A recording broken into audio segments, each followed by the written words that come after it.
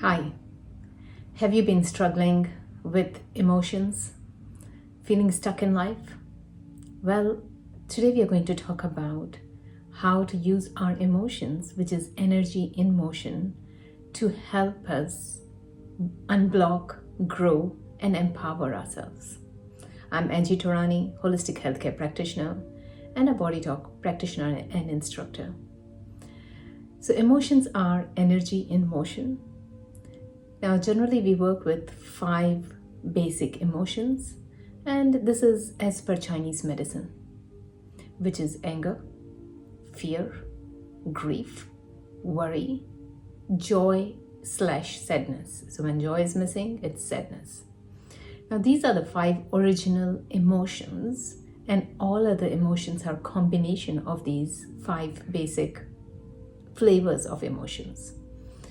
So any other emotions such as jealousy, resentment is just variation of these 5 basic ones. So these emotions, let's look at it, what their personality is and what's their function in our body. They are there for a reason. So emotion of anger. As per Chinese medicine, it belongs to wood element, which is governed by your liver and gallbladder. Now, anger is all about movement, bringing changes, breaking through barriers. So generally when people are constipated, they are irritable, they are angry because body is using that anger to move through things and clear the blockages. When there is a heart patient and you'll see the person before he gets heart attack, 1 week to a month in advance, he's constantly angry, irritable, because the body is trying to use that anger to fragment and clear those blockages. So anger is the energy of movement. When it becomes a pathology, then it gets into overburst or resentment, or those emotions could be suppressed. Similarly, worry. Worry is about thinking through things and coming up with solutions. Worry is the energy of earth element, which is controlled by stomach and spleen. And worry, again, when it becomes a pathology, then we get into this overthinking, worrying, unable to switch off our mind. But once it's channeled well, it is problem solving. Similarly, fear belongs to water element as per Chinese medicine. It's controlled by kidney and bladder.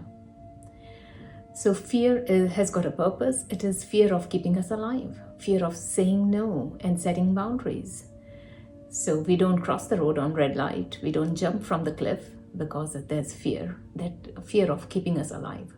So preventing us from getting into things that could destroy us. So that power of strong no, setting boundaries, is the healthy fear. Again, when this fear is spinning out of balance, then that's where it can convert into paranoia, panic attacks, and so on. So the another version of fear is willpower, feeling strong and having strong boundaries. Grief is an interesting one. Grief is about loss. You can think about grief as house cleaning. You are clearing, dispersing the old attachments and memories.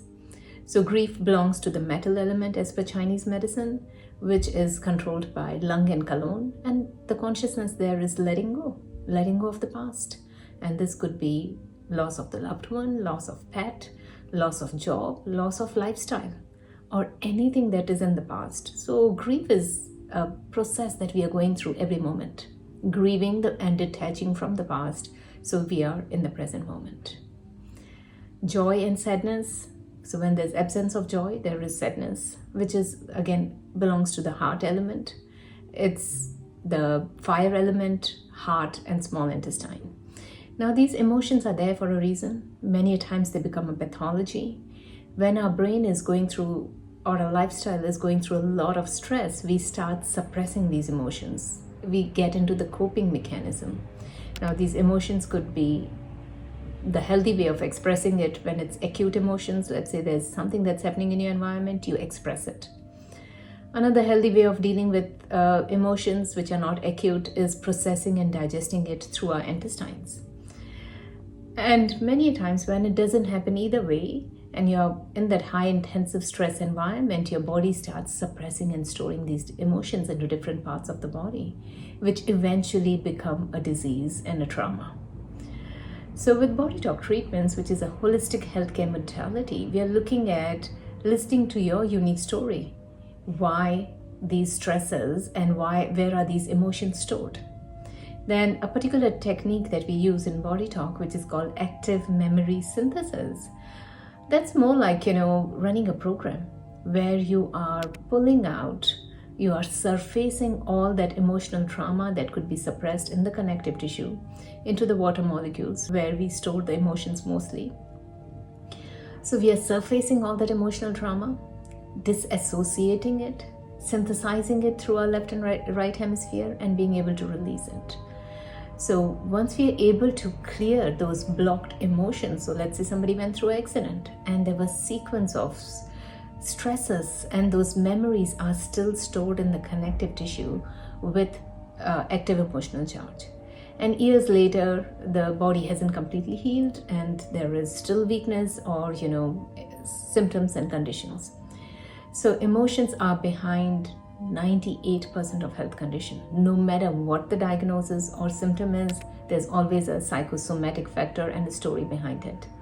So with BodyTalk treatments, which is a mind-body medicine, it's all about listening to your body's innate wisdom, which is your inborn ability to heal, identify these stories that could be suppressed in the body-mind, and using a very simplified techniques to be able to disassociate and release it. It works amazing, much faster than any talk therapy, because many times with counseling and therapy, you're working with the conscious mind. Whereas with BodyTalk treatments, it's all about diving in deeper and working with your subconscious mind and neutralizing the stresses from there.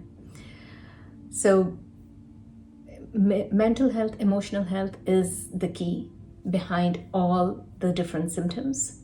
And BodyTalk treatments just work amazing with helping your body to release that trauma and stress and bringing back that homeostasis and balance. So check out my website for more information and have a lovely day. Thank you.